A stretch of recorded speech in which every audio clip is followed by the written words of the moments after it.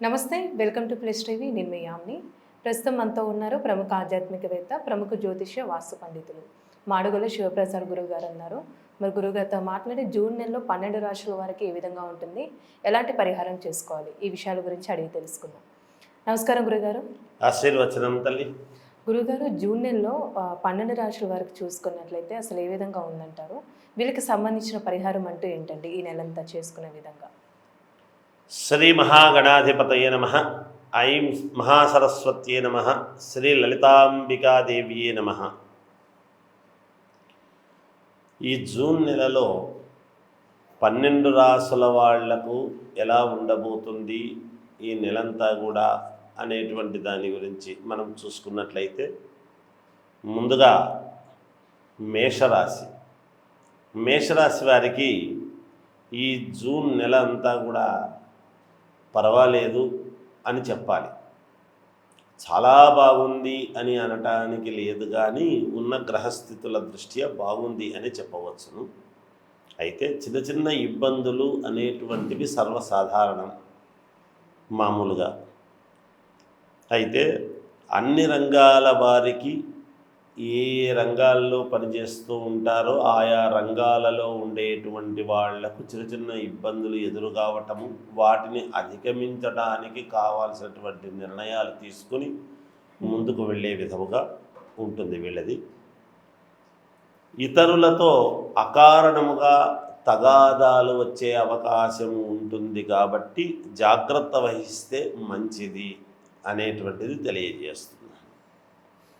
అంతేకాకుండా ఉద్యోగాలు చేసుకునేటువంటి వాళ్ళల్లో కాస్త చిన్న గందరగోళం లాంటిది ఏర్పడవచ్చు అనేటువంటిది సూచనప్రాయముగా తెలియజేయడం జరుగుతూ ఉన్నది. ఎందుకంటే అధికారులతో కావచ్చు, లేదా సాటి కొలీగ్స్తో కావచ్చు, ఏవో అభిప్రాయ భేదాలు కానీ చిన్న చిన్నవి అనూహ్యముగా, అసలు ఏమి సంబంధం ఉండదు, ఏదైనా ఒక సంబంధం ఉంటే సరేలే అనుకోవచ్చు, అనూహ్యముగా చిన్న వాటి గురించి అది ఏదో కాస్త మనఃక్లేశం, మనస్సుకు అరే అనవసరంగా ఎంతో కావాల్సినటువంటి వ్యక్తులతో వీళ్ళతో నేను ఇలా అనుకోవాల్సి వచ్చింది అనేటువంటి మాట అనేట్టుగా ఉంటుంది అనేది తెలుస్తూ ఉన్నది.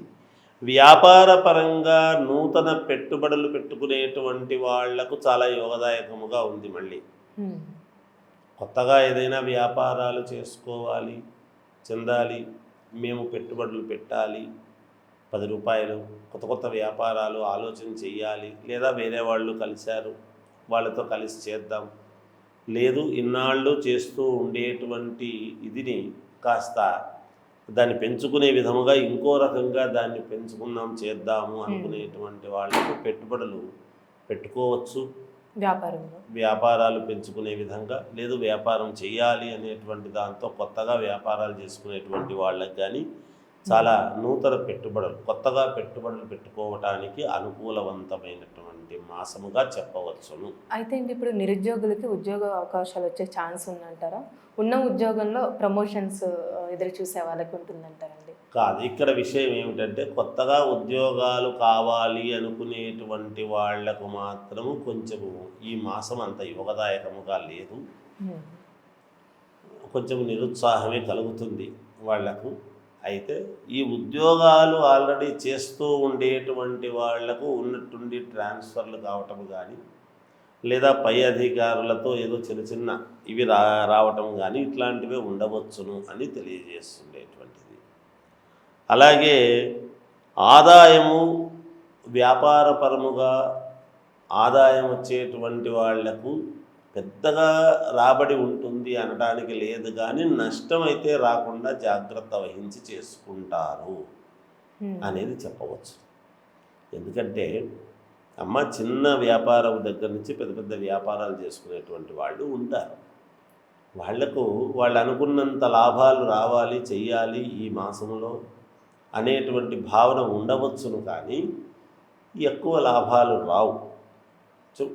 నష్టము అలాగని నష్టం వచ్చింది అనడానికి ఉండదు, ఏదో దానికి అది సరిపోయింది, ఇంకా దీనికి సరిపోయిన తర్వాత మనకేమిటి అనేటువంటి ఆలోచనతో ఉంటుంది. కొంచెం కష్టపడినాము, సరే దానికి అయిపోయింది అనే ధోరణి ఉంటుంది. అలా కొన్ని ఉంటాయి. అంతేకాకుండా ఆరోగ్య విషయములో కొంచెం వైద్యులను సంప్రదించవచ్చునేమో అనేటువంటిది తెలుస్తూ ఉంది. కాబట్టి వీళ్ళు సరైన సమయానికి నిద్ర, ఆహారము ఇవి రెండు కొంచెం ఈ మాసము కనుక పాటిస్తే వైద్యుల దగ్గరికి పోయే అవసరము ఉండదు. ఎందుకంటే పని ఒత్తిడి చేత మానసికంగా ఎక్కువగా ఆందోళన చెందుతూ ఈ పని కాలేదే, ఇదైతే బాగుంటుంది, ఇది మనకు కుదరటం లేదు అని తీవ్ర ఒత్తిడి అనేటువంటిది ఎదుర్కోవాల్సిన పరిస్థితి వస్తుంది. ఆ ఒత్తిడి ఎదుర్కొన్నప్పుడు సమయానికి తిండి, మనసు బాగాలేనప్పుడు తిండి తినలేరు కదా, సహజం కదా. అలా తిండి సరేలే అనుకొని అకాల భోజనం సమయానికి తినకుండా పోవటం వలన ఆరోగ్యం దెబ్బతినే పరిస్థితి రావచ్చు.